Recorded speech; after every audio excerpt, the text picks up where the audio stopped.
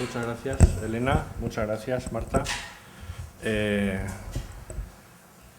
Como hemos apuntado brevemente, ahora en la mesa redonda pensamos, con la experiencia de otros años, que quizás sería mejor pasar directamente a pues intercambiar impresiones con vosotros, con vosotras, sobre las charlas que se han dado esta mañana y que esto actúe como elemento iniciador del debate, más que soltar ahora, digamos, una especie de declaración general. Yo creo que en nuestras intervenciones hemos tenido tiempo de hacerlo y, por tanto, quizás la forma más dinámica y más ágil de interactuar sería esta, si os parece bien.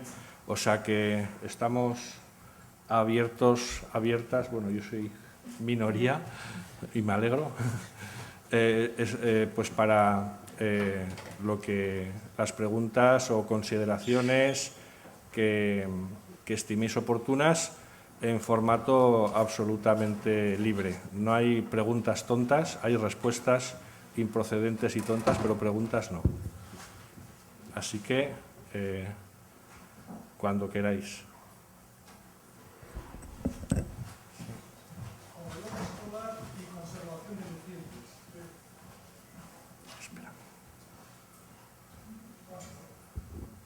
Sí, a ver, una cuestión muy simple. Comedor escolar y conservación de nutrientes. Opinión de los profesionales.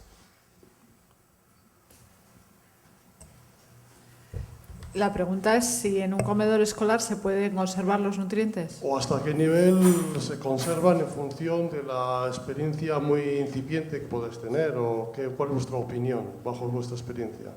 Porque, lógicamente, los menús están basados normalmente en un enfoque calorífico, ¿no? Calorías. Bueno, cada vez más en los comedores escolares hay un diseño de menús en función también del aporte de nutrientes, no solo en función de las calorías. O sea, se hace un diseño en función de las proteínas, hidratos de carbono y grasas que se tiene que aportar. Lo que pasa es que, bueno, el factor económico también es un factor importante. Yo creo que las técnicas culinarias y la conservación y el transporte están muy bien legislados, pero bueno, sí que se podría mejorar mucho lo que es la incorporación de una dieta saludable en los comedores escolares, sin ninguna duda.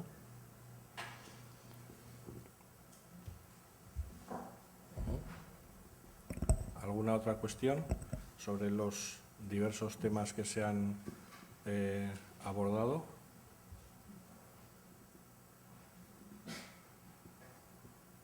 Bueno, mientras alguien se lanza, yo sí tenía una pequeña observación o tontería que decir sobre lo que has comentado y esto me viene a la cabeza como fiel lector del blog del Búho, sobre la quimiofobia o quimifobia, cuando has mencionado que Heston Blumenthal se autodefine como un chef alquimista.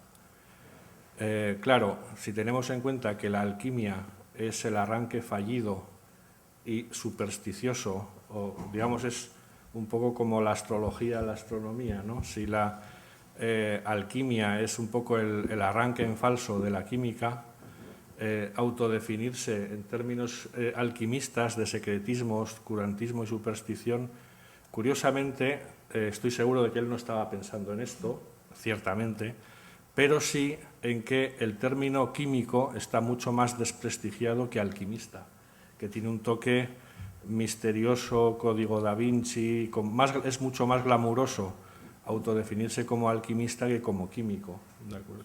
Y yo estoy seguro de que esta es la razón, que no es un reproche, él obviamente puede autodefinirse como quiera, pero que es un reflejo de esta quimifobia.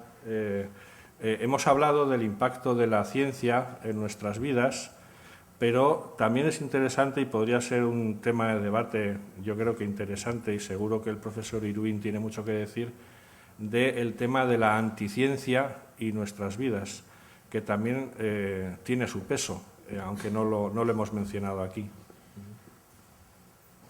Bueno, otra cosa que no hemos comentado, pero claro, el glamour tiene mucha influencia en los chefs, sobre todo. Entonces, yo estoy segura que igual el tema del glamour es un tema importante, pero al definirse como chef alquimista también es un paso adelante, ¿eh? En reconocer que la ciencia y la química están ahí implicados. Es cierto que igual, pues el glamour, y es mucho más glamuroso, ¿no?, definirse como alquimista, pero sí que es un paso adelante. Sobre todo si la alternativa es químico. Sí. Si dijeras biólogo molecular, bueno, eso queda bien, es decir, esto no tiene ningún problema, ¿no? Pero químico sí. Perdón por la digresión, pero no he podido evitar, al oír tu charla, pensar esto, ¿no? ¿Alguna? Sí.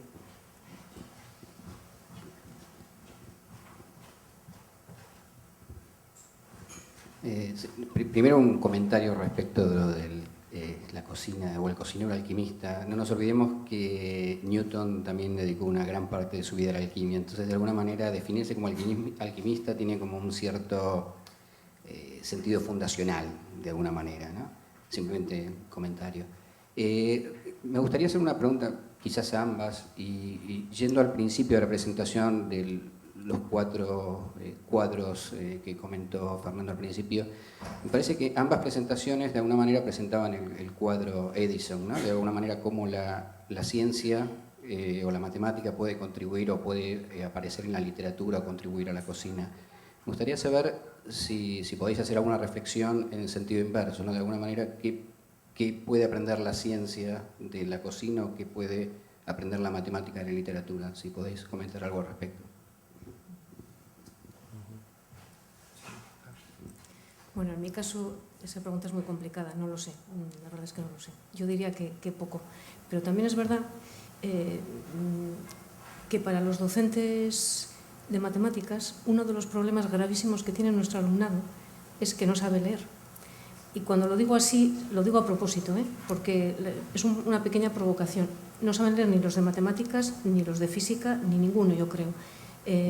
Yo creo que la lectura es un ejercicio muy importante que a la gente de mi generación nos la han inculcado mucho. Con eso yo no digo que sea más lista que el resto, no me refiero a eso, pero hemos leído mucho y a la gente de ahora lee muy poco. Esta charla la cuento en muchos foros y en particular cuando la cuento con gente joven le digo hay que leer lo que sea, da lo mismo.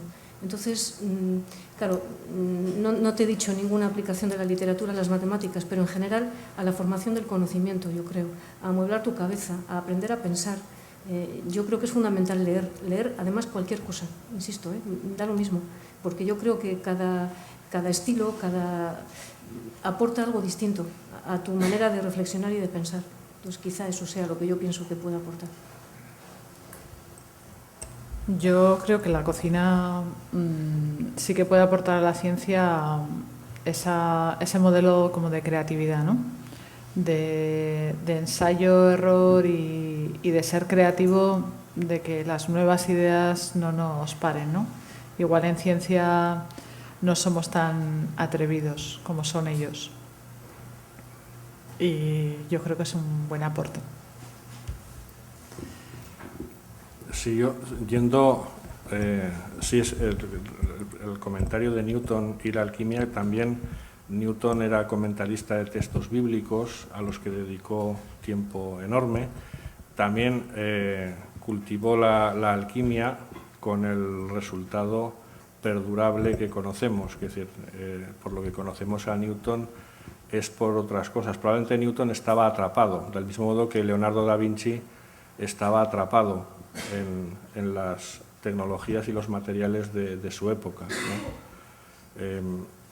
Sí que respecto a lo que comentabas de las interacciones entre el mundo, digamos, de los inventos, el cuadrante Edison, utilizando la terminología de Stokes, y los otros, he puesto precisamente un ejemplo de flujo inverso del ámbito de la aplicación sin un conocimiento racional claro.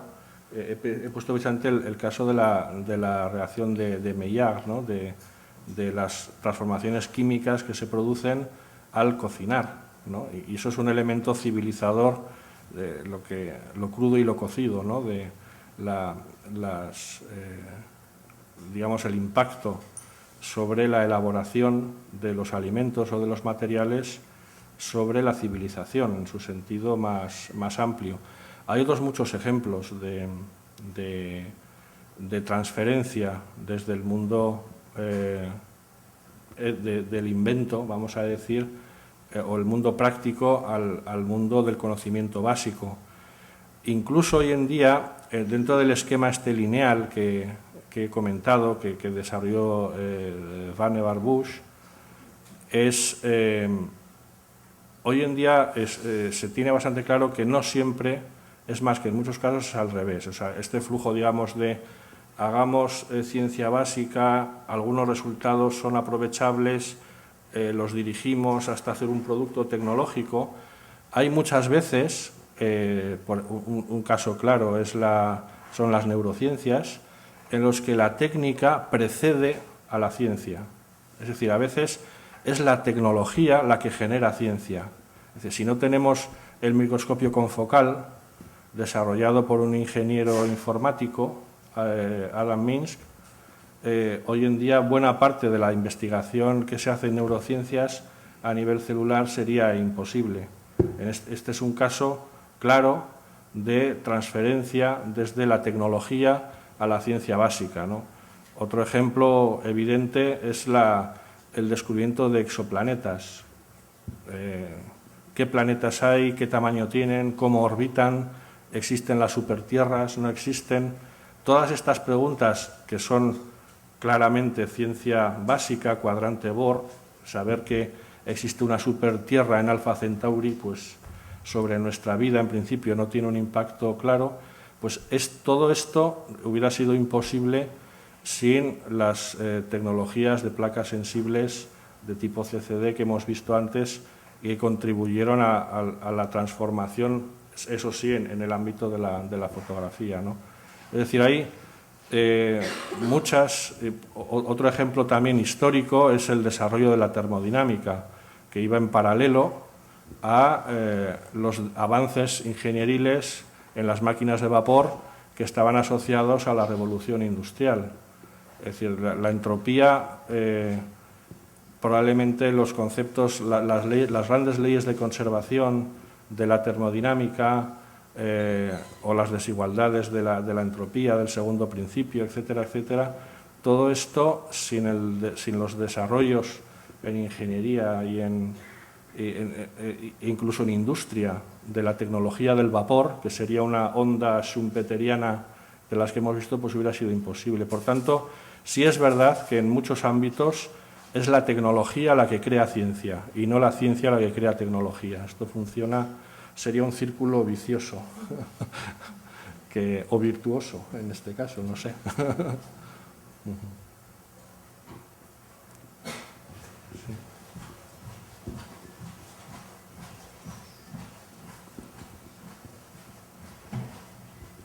Sí, yo quería comentar que en esta de la transferencia desde un universo a otro, una esfera a otra, la esfera de la literatura a la ciencia, en el caso, por ejemplo, de la biología animal, que es de lo único que yo verdaderamente sé algo, sí es posible.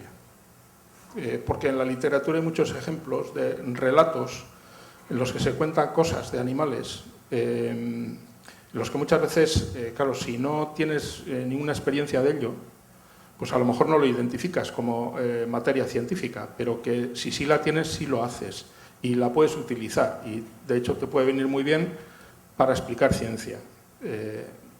Para poner un ejemplo, para los que somos de aquí del País Vasco y hemos oído la canción de la ballena de Benito Lerchundi, por ejemplo, no es de Benito Lerchundi, pero la canta Benito Lerchundi.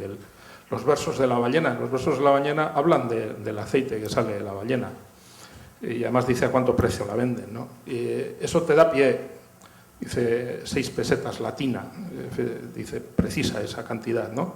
Eso te da pie a explicar qué función cumple ese aceite de ballena en el cuerpo de la ballena. Eso es biología. Las novelas de Jack London, por ejemplo, las del Gran Norte, tienen muchos elementos que te sirven para explicar la adaptación al frío. por ejemplo, de los seres, de los mamíferos, en este caso de los perros, ¿no? Y casos como esos hay un buen número. Por lo tanto, yo lógicamente en matemáticas no lo sé. En biología sí. En biología claramente la literatura es una fuente de materiales, no voy a decir de ciencia, pero sí de materiales que se prestan a ser luego glosados científicamente, ¿no? Y aunque yo de eso tampoco sé gran cosa, el arte pictórico también, por ejemplo. El arte pictórico, bueno, hay personas que... Bueno, yo conozco una persona, un historiador de la ciencia bilbaíno, José Ramón Marcaida, que es perfectamente capaz de identificar motivos científicos en cuadros y explicarlos. Bueno, él es físico, bueno, licenciado en Historia de la Ciencia, en Filosofía y en Física, y ahora está en Cambridge, ¿no? Y de esto entiende bastante. Y una de las cosas, yo, por ejemplo, me propongo estudiar el catálogo del Museo de Bellas Artes de Bilbao, para ver qué podemos tener ahí que sirva también, ¿no? En ese sentido. Por lo tanto, yo creo que hay, al menos como fuente de materiales, no digo conocimiento científico que sea trasladable directamente o elementos científicos, pero materiales que pueden servir para luego hacer una, en fin, eso, glosa científica, esos materiales sí los hay, en ciencia, sin duda.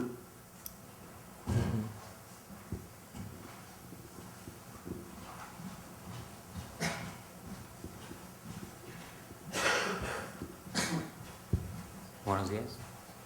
Yo querría, en principio, agradecer las 3 charlas que realmente me han emocionado. Lo digo, de verdad me han emocionado. Las 3, en 3 distinciones distintas, ¿no? En 3 campos distintos de algo que a mí me interesa mucho, que es ese bueno, pues, paso entre la ciencia, el arte, el conocimiento, diferentes posicionamientos frente al saber, ¿no?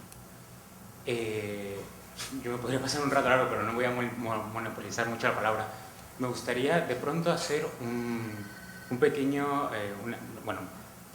intervención. Enhorabuena por el trabajo enorme filológico, Marta, de literatura comparada, de semiótica.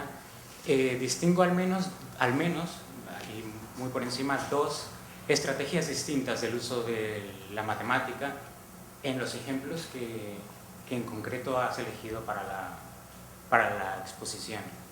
Una estrategia en la que la matemática interviene dentro del ejercicio de los personajes para resolver una determinada situación en el desarrollo de la historia, y otro que a mi modo de ver es un poco más interesante en el sentido de que es más determinante para el pensamiento literario, que es la de la estructura matemática de una determinada obra, que me hace pensar que el escritor desde el inicio ha pensado matemáticamente o ha pensado en un orden literario y con algo más, ¿no? No sé si ves esa distinción y no sé sobre todo si esas colocaciones de elementos claramente matemáticos como has enunciado en diferentes partes de las historias y que ayudan a resolver conflictos, finalmente comunican saber matemático, ¿no? Es decir, trasladan una función de docencia, casi voy a decir así, de comunicación de los procedimientos matemáticos al lector, que es una de las cosas que pasa con De Rerum Natura, ¿no? Como la consideración de Rerum Natura, según evoluciona, según cambia la época que recibe el texto, pasa de ser un texto eminentemente poético, que es su origen poético, y luego adquiere funciones, bueno, pues hay una descripción de la naturaleza que es botánica, que pasa por lo geológico, que pasa por diferentes, bueno, intervenciones de la ciencia en la literatura, pero para el lector cambia su significado, ¿no? De alguna forma el lector lee algo científico ahora pasado al terreno literario. Y bueno, un poco esa como diálogo, ¿no? Tendría mucho más que decir, pero no quiero pasarme. Sí que es verdad, pero yo no creo que transmita nada al lector, porque mira, el tipo de texto del que yo he hablado, en el que efectivamente es la estructura, normalmente es el tipo, bueno, son de un grupo literario que se llama Grupo Ulipo, que seguramente conocerás. Ellos escriben bajo traba y muchas de las trabas son restricciones que ponen en la escritura, son de tipo matemático. pero muchas de ellas, si no te las explican, tú no las ves. Las puedes ver, o bien, de hecho, en muchos textos de este grupo de personas, ellos deben explicar la traba que utilizan al final del texto, es parte del juego al que ellos juegan. Si no te la cuentan no pasa nada, porque ellos lo utilizan como fuente de inspiración. ¿Qué más da que tú... En el fondo, por ejemplo, las sextinas que yo he comentado, si tú lees una sextina, seguramente no te das cuenta, o sí, del proceso de rima, pero es más bella la sextina porque entiendas esa permutación que ha utilizado. Sí o no, no lo sé. Igual que si cuando tú ves un cuadro te lo explican, te explican un montón de cosas que hay detrás de él. ¿Te gusta más? A lo mejor no, o sí, no lo sé. Pero yo no creo que transmita ciencia o matemáticas, porque es muy difícil entender las matemáticas que hay detrás de esos textos muchas veces. Requiere una investigación muy exhaustiva. Cortázar tenía cosas de tipo matemático escondido, Borges, bueno, Borges igual no tanto en la estructura, pero por ejemplo uno que me viene a la cabeza es La vida e instrucciones de uso de Perec, que bueno, es extraordinario, es un texto con una complejidad terrible. Lo puedes leer sin saber qué matemáticas ha utilizado, pero allí hay movimientos de tipo de ajedrez, hay como sudokus por detrás, en fin, hay un montón de estructura que si no la conoces, y si la conoces, flipas, vamos, hablando en plata, es que disfrutas de otra manera, pero yo no creo que transmita conocimiento matemático, no lo creo. Sí, respecto de la cuestión que has hecho, la observación que has hecho acerca de Rerum Natura, bueno, lo primero agradecerte que te haya gustado esta primera jornada, de verdad. Es verdad que a los ojos actuales, por ejemplo, si tú lees de Rerum Natura hoy en día toda la parte de atomística, digamos, es de una lucidez y de una actualidad asombrosa. ¿Es casualidad?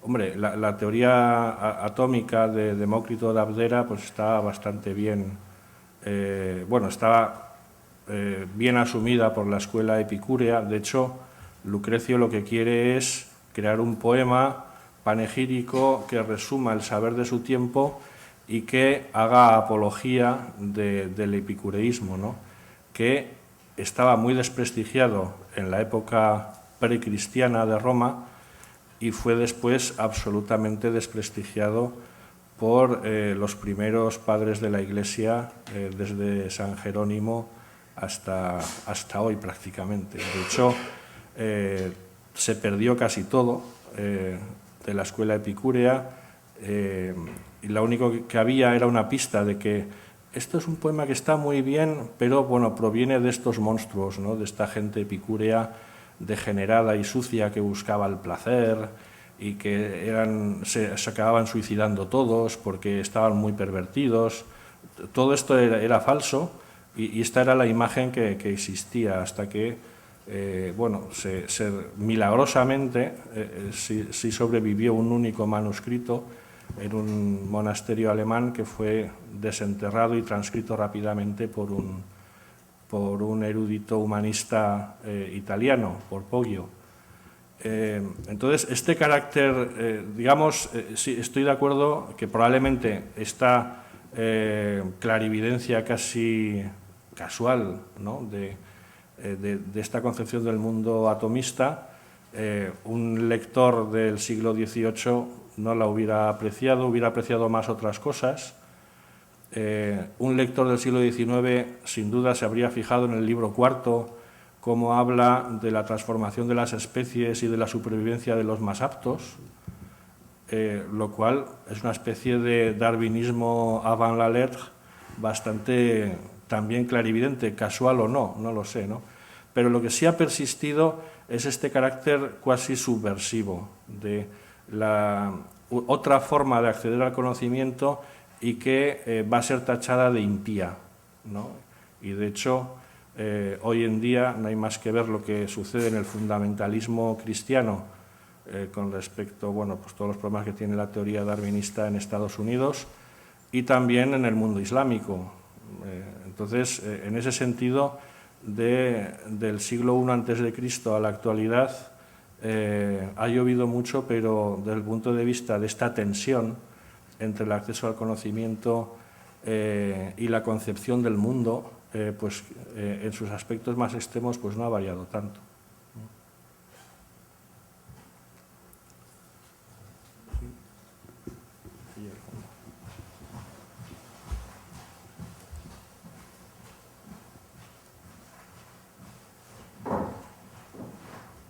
Hola. Bueno, yo quería hacerle una pregunta a Elena sobre el estudio que ha mostrado en el vídeo de los ambientes y de cómo eso pues, bueno, genera un placer gastronómico diferente. Y bueno, pues por ejemplo, como nosotros aquí los restaurantes tradicionales siempre habían sido como los asadores más oscuros y todo eso, y hoy en día los restaurantes tienen mucha más luz. No sé, me gustaría saber cuáles han sido las conclusiones que habéis sacado de ese estudio y también pues si nos puedes dar algún consejo, yo qué sé. Pues, igual si vamos a comer couscous tenemos que poner una lámpara de naranja o supongo que, no sé, has mostrado unas imágenes bastante espectaculares entonces. Sí, o sea, lo que de nuestro estudio y de otros estudios científicos, lo que está claro es que el ambiente y las imágenes que rodean lo que hacen es, si son agradables y van en consonancia, lo que hacen es favorecer que tu experiencia gustativa sea mayor. Entonces, en ese vídeo, bueno, era un vídeo muy corto, pero por ejemplo, pues eso, si cuando a ti te sacan un plato de pescado, tú estás oyendo, por ejemplo, el mar con las olas, ¿no? Como chocan en la bahía, estás incluso oliendo a mar y tu experiencia gustativa es mucho mayor y tu satisfacción es mucho mayor. Eso está completamente demostrado. Como os digo anteriormente lo que decías de la oscuridad y os he dicho de la experiencia gastronómica está en Barcelona, sí que es verdad que si tú, bueno, pues alguno de tus sentidos lo anulas, lo que haces es potenciar tu percepción con otros sentidos. Entonces, bueno, pues sí que es verdad que en un ambiente de oscuridad o con los ojos tapados, tú puedes focalizarte más realmente en cómo es tu experiencia gustativa, olfativa, etcétera. Pero yo, o sea, sí que creo que si uno acompaña un buen plato con un entorno que sea acorde al plato, pues eso va a favorecer esa experiencia gustativa. Eso sí que es cierto. Con una luz más naranja o más claro, cálida. Sí, lo que a uno le recuerde. Nosotros también en el estudio este de electroencefalografía no me he parado a explicarlo, pero claramente en la respuesta cerebral hay una fase que es involuntaria y luego entra en juego la memoria. Lo que pasa es que la memoria entra en juego de manera muy rápida. A los 300 milisegundos de que tú ya la señal eléctrica llega al cerebro, ya entra en juego la memoria. Normalmente nosotros cuando degustamos algo, y a muchos seguro que podéis experimentar, igual os acordáis de eso, de un ambiente o de la última vez que habíais probado pues ese plato, en qué compañía era, en qué ambiente era, y eso también favorece, ese recuerdo de la memoria también favorece que esa experiencia gustativa sea diferente. Entonces, por supuesto que el tema cultural también influye mucho en eso.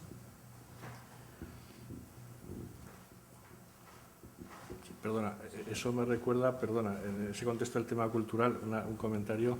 Nosotros cuando éramos chavales en nuestro instituto tenía intercambios con Muret, un pueblo francés, y la chica que vino a nuestra casa, mi madre sacó un plato de garbanzos y a la chica se le cambió la cara al ver los garbanzos porque en la granja de su pueblo los garbanzos se los echaban a los animales, no era para comer los humanos. Entonces le parece, o sea, no los había probado, pero este aspecto cultural ya te predispone de alguna forma. Sí, bueno, pues igual que el tema de los insectos, ¿no? Pues por ejemplo en Occidente comer insectos, bueno, pues de entrada nos produce un rechazo, ¿no? Y en cambio en otras culturas, bueno, pues puede ser un manjar. Pero bueno, el componente cultural influye muchísimo. Sí, mi pregunta es para Elena en relación con este tema. Teniendo en cuenta un poco toda la subjetividad que conlleva la cata, ¿no? Y toda la influencia de la memoria, de las percepciones personales, ¿cómo se contrarrestan todos estos aspectos en la cata profesional, ¿no? Porque hay experimentos probados de que se le cambia la etiqueta al vino y la gente dice que es bueno o es malo dependiendo de la etiqueta y no del vino. Entonces, ¿cómo hacen los catadores profesionales o cuál es el ambiente en el que se cata para poder contrarrestar todos estos efectos? Bueno, las catas profesionales normalmente son catas a ciegas y normalmente, por ejemplo, o sea, tú no sabes exactamente si catas 2 o 3 productos, no estás viendo ni la etiqueta ni nada, incluso normalmente las catas de agua o de vino es en una copa que es oscura para que tampoco estés percibiendo el color, porque está claro que, bueno, pues por ejemplo, al catar una bebida, tanto el aroma, el sabor y el color están influyendo, ¿no?, en tu cata. Entonces, normalmente hacen catas que son para ir individualizando los sentidos y, por ejemplo, para ir buscando atributos. Entonces, los catadores profesionales tienen un entrenamiento. No es una cosa que de repente... Y además tienen un entrenamiento normalmente para un alimento o una bebida y aprenden a catarla.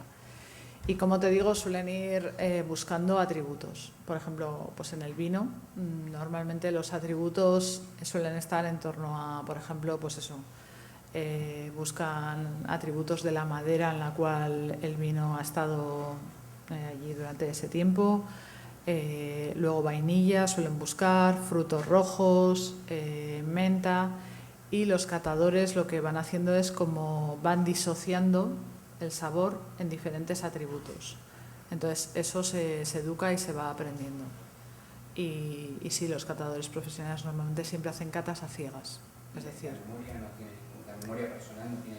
Claro, sí, porque ellos entrenan, pero tienen que tratar de disociar su memoria personal y sí ir más hacia esa cata. O sea, yo he visto catadores de vino que ellos te saben disociar el vino en, pues eso, tal intensidad de vainilla, tal intensidad a roble, tal a un fruto rojo, y lo hacen según una escala que ellos han ido aprendiendo. Pero siempre son catas normalmente a ciegas, para no estar influenciados ni por la marca ni por lo que tú subjetivamente sepas de ese alimento o de esa bebida.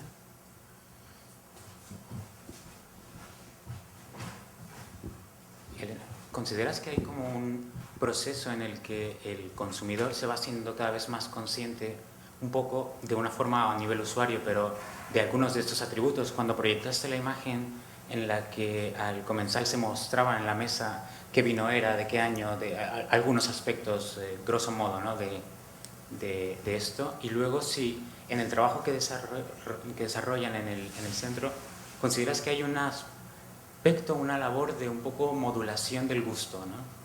Esas son las dos. Sí, los consumidores cada vez van teniendo más información y yo creo que hoy en día la sociedad, la educación que tiene a nivel gastronómico y también a nivel sensorial va siendo cada vez más importante, Pues, totalmente, yo creo que es algo que genera interés, pero también creo que, como os decía antes, también al final tú cuando catas algo también estás catando la calidad de ese producto, pues realmente, pues eso, en qué condiciones está, qué condiciones higiénicas, y eso es algo que al final en la sociedad más occidental es algo que está siendo, bueno, cada vez va aumentando y está más en auge, incluso la preocupación en tener y adquirir esa educación. Y luego, respecto a la segunda pregunta que me decías, era la de, ¿no?, la imagen un poco... Sobre el gusto, sobre si hay una evolución que ustedes... A ver, evolución desde el punto de vista de lo que denominamos evolución, no, yo creo que sí que hay, bueno, pues una educación por ciertos tipos de gusto, y en esto, bueno, pues la industria alimentaria también juega un papel importante, porque, bueno, pues sí que hay ciertos sabores o ciertos gustos que inevitablemente, aunque nosotros no queramos, nos los ofrecen y nos tenemos que adaptar a ellos. Bueno, sabéis que además de los típicos gustos, ahora hay uno que es el umami, que es un concepto que viene de Japón, que es la mezcla de diferentes, sí, es basado en glutamato, y que bueno, cada vez está siendo más empleado en alimentos industriales y al cual nosotros anteriormente no teníamos ninguna experiencia y nos hemos adaptado.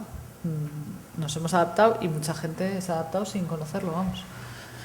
Entonces, a veces es por uno que quiere adaptarse y otras veces es porque, bueno, pues no nos queda otro remedio. Sí, me ha parecido que al fondo había...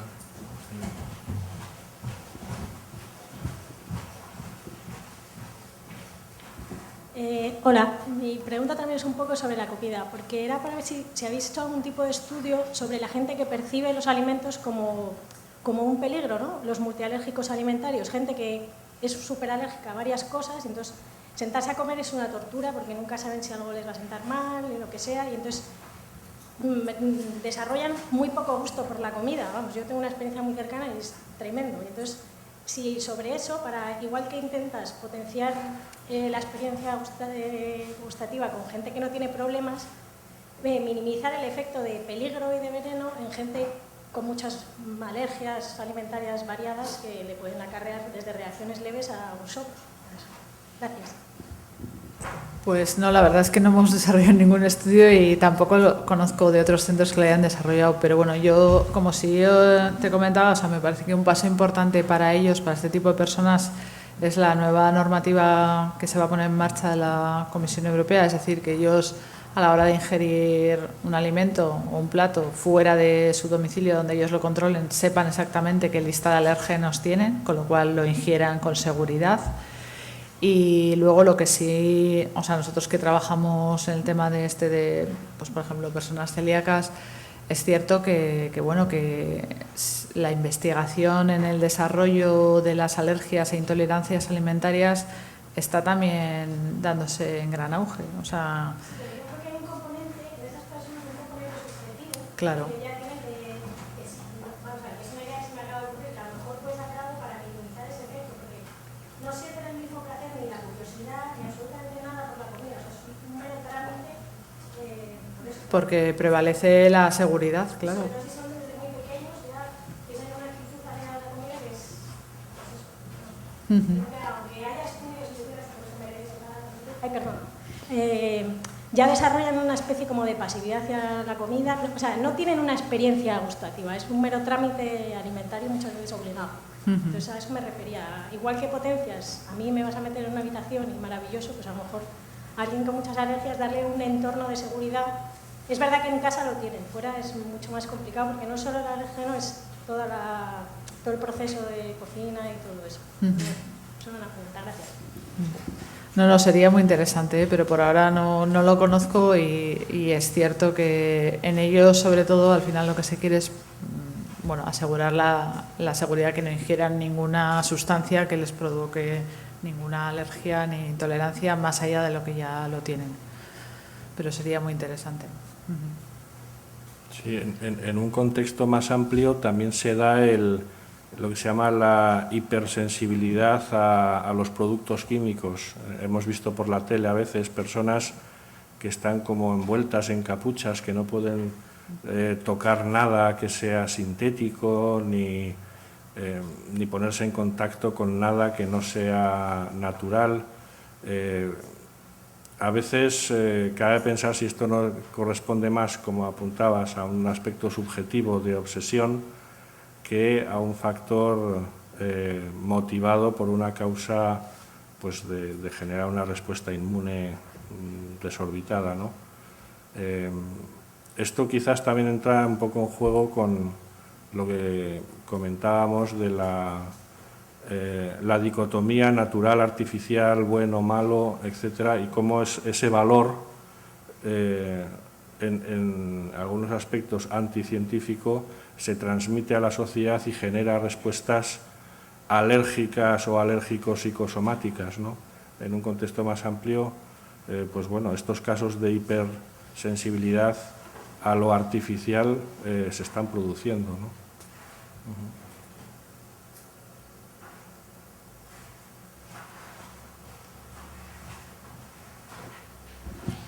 A ver, una pregunta. Normalmente cuando íbamos a un restaurante estándar, nos decían, bueno, ahí ofrecen una cocina internacional, ¿no? Hoy en día se utilizan mucho los términos creación, fusión. A ver, ¿nos puedes dar los paradigmas para que nos aclaremos un poquillo? Aunque ya sabemos que las clasificaciones obedecen a un modelo científico, y esa es la necesidad de clasificar para luego profundizar. ¿Cuál sería desde tu punto de vista un poco el rasgo general que diferencia a esa cocina internacional de fusión o de creación, teniendo en cuenta que estamos viviendo en una globalidad de acceso a los alimentos mundiales? Bueno, sí que fusión, cocina de fusión, se llama a aquella que integra diferentes ingredientes o diferentes formas de cocinar en el mismo plato. Entonces, una cocina de fusión, por ejemplo, puede integrar un guacamole con una merluza a la vasca. Eso sería cocina de fusión. En la cocina internacional sería un restaurante que ofrece diferentes platos de diferentes países o diferentes cocinas, pero no en el mismo plato está mezclando diferentes tipos de ingredientes o maneras de cocinar. Sí que es cierto que la globalidad hoy en día nos permite tener ingredientes o alimentos de muchas partes del mundo en un sitio, ¿no?, que antes era impensable. O sea, antes cada uno cocinaba con lo local, etcétera. Pero sí que también hoy en día hay un movimiento más de sostenibilidad que favorece que en los restaurantes, en la carta, haya productos locales, productos de temporada y productos frescos. Y eso va en contra de, pues que podamos tener de repente en mi restaurante de aquí una oferta con papaya.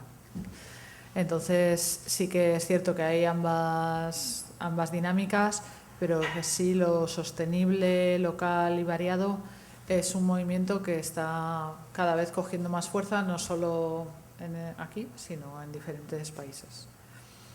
Y bueno, yo creo que la cocina fusión, hay ciertos chefs que sí que están muy abiertos a ellos, pero otros defienden mucho lo que es más propio de cada lugar y cada origen. Entonces hay ambas culturas.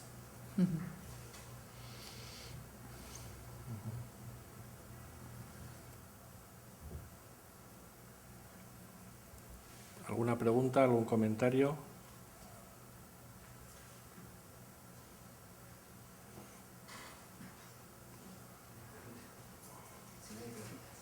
Adelante. Espera que llegue el micro para... Con respecto a lo que comentaste, que habéis logrado que algunos chefs publiquen en el journal de Elsevier, estoy pensando un chef escribiendo un artículo científico, no logro imaginármelo. O sea, ¿publican solos? ¿La revista está abierta a distintos formatos? Sí, la revista tiene diferentes formatos, tiene cartas, tiene artículos más científicos y tiene revisiones, y normalmente ellos solos no publican con alguien más desde el punto de vista académico, ¿no? Alguien más desde la universidad, de la industria alimentaria.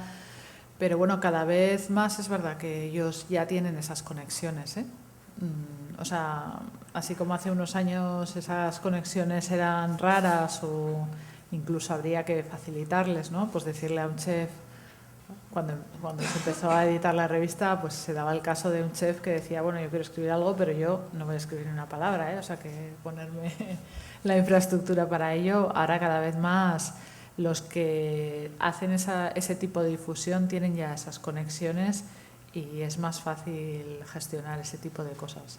Y lo que son las cartas, bueno, pues es más sencillo que también el formato de artículo científico. O sea que yo creo que, bueno, van entrando, y sobre todo los chefs que han visto que, bueno, pues que quieren abrirse a otros mundos. ¿Puede haber una componente de secretismo, a miedo a revelar ciertos trucos? Sí. Ellos, como os decía también lo de trabajo en equipo, ¿no? Trabajo en equipo también va siendo algo que van entrando, pero sí, hay mucho también de, bueno, pues de que esta es mi receta, mi modo de trabajar y yo quiero preservarlo. Sí, porque nosotros solemos hablar de la tensión entre el mundo industrial, en su sentido más amplio, y el mundo científico. En el mundo científico el paradigma es publish or perish, ¿no? Publica o perece. Pero en el mundo industrial, y se podría aplicar, sería publish and perish. Es decir, como publiques y reveles, pues todo el mundo te va a copiar, ¿no? Quizás allá también hay un elemento de tensión.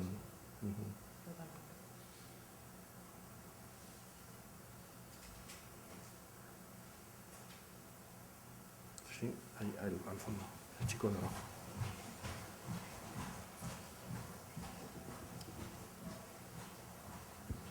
Era solo un pequeño comentario. Antes, cuando has dicho que podía aportar la cocina a la ciencia, has hablado de la creatividad. La ciencia ya tiene creatividad. Solo eso. Totalmente de acuerdo, ¿eh? Yo soy científica, totalmente de acuerdo. Pero la creatividad de los cocineros es diferente, ¿eh?, a la creatividad nuestra.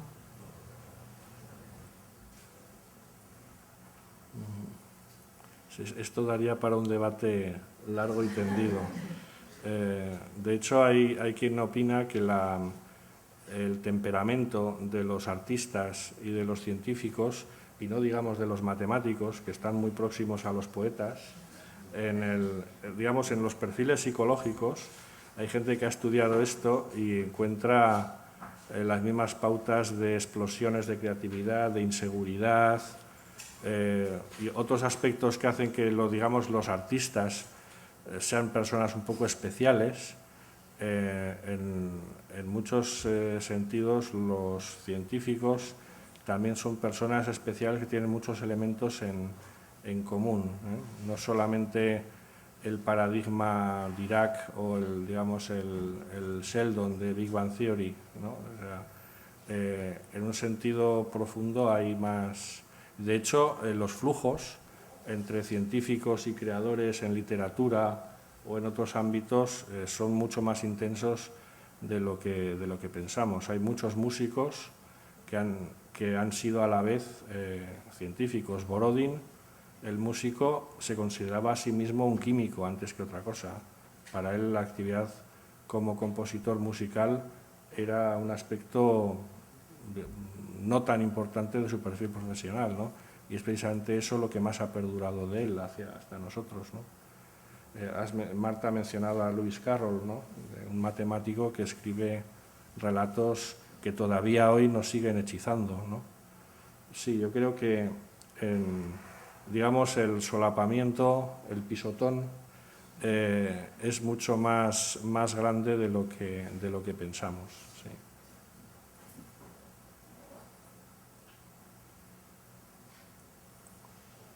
¿Alguna pregunta más? ¿Algún comentario?